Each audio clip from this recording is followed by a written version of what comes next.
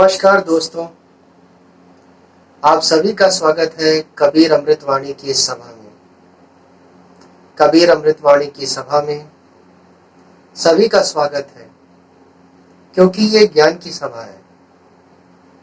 ज्ञान जिसकी आवश्यकता आज हर किसी को है, बच्चा हो, बूढ़ा हो, अधेड़ हो, महिला हो, पुरुष हो, चाहे उसकी जाति कोई भी हो, चाहे उसका धर्म कोई भी हो, ज्ञान की आवश्यकता हर समय, हर मोड़ पर हर किसी को पड़ती ही पड़ती है। इंसान अपने रास्तों को चुनता है और उन्हीं रास्तों से वो दिग्भ्रमित भी हो जाता है। इस दिग्भ्रमित होने की दशा में सीखा हुआ ज्ञान ही व्यक्ति के काम आता है। स्वागत है आप सभी का इस ज्ञान की सभा में। मैं आपका मित्र एक बार पुनः कबीरदास जी के एक नए दोहे के साथ आपके सम्मुख उपस्थित हुआ। कबीरदास जी का आज का दोहा जो मैं आपके सम्मुख प्रस्तुत करने जा रहा हूं, उसमें कबीरदास जी ने व्यक्ति को अपने अंदर पनपने वाले अहंकार से सचेत रहने को कहा।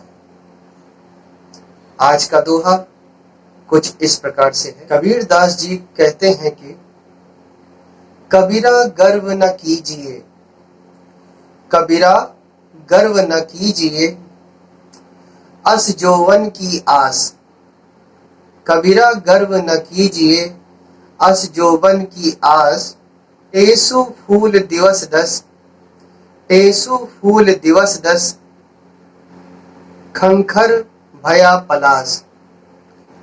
कबीरा गर्व न कीजिए, अस जौवन की आस। टेसु फूल दिवस दस, खंखर भया पलास। कबीरदास जी कहते हैं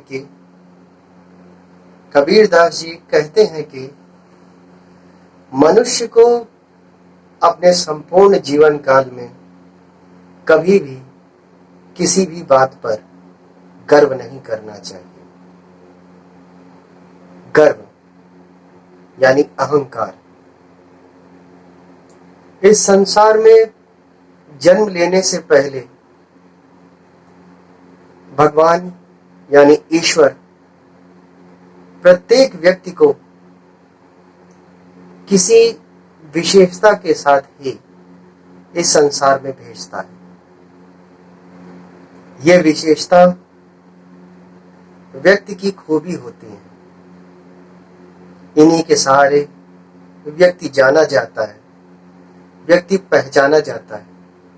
कोई अच्छा गा लेता है, कोई अच्छा बजा लेता है, कोई अच्छा नाच लेता है, कोई ज्ञानी है, कोई वैज्ञानिक है, कोई नेतृत्व करने की क्षमता रखने वाला है। व्यक्ति को इन गुणों पर कभी भी गर्व नहीं करना चाहिए।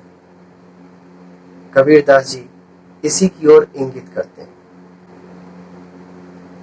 जब समस्त परिस्थितियां आपके अनुकूल रहती हैं, तब आप अपने अंदर अहंकार को पाल लेते हैं।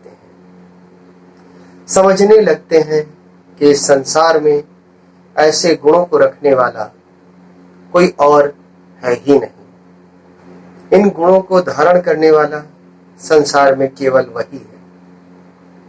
लेकिन जब उसका सामना कभी इन गुणों में जो व्यक्ति उनसे श्रेष्ठ होता है उससे होता है, तो व्यक्ति के अंदर निराशा का भाव आ जाता है।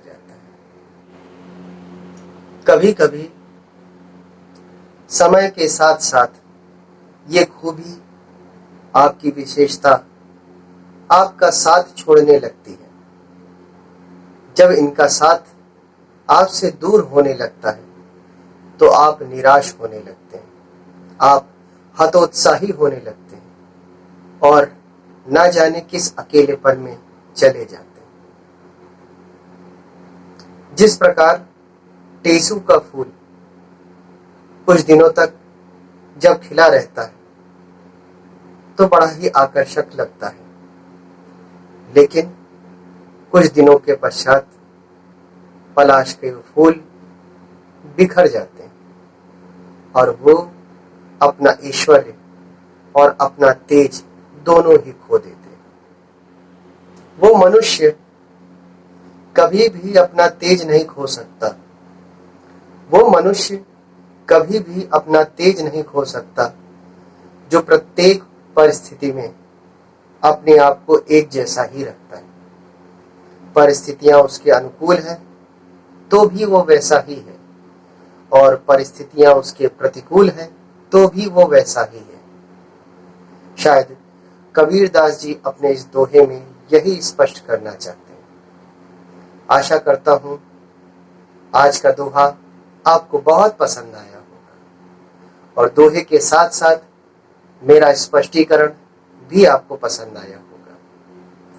इसी आशा के साथ मैं इस सभा का समापन करता हूं। जय कबीर प्रणाम। जय कबीर प्रणाम।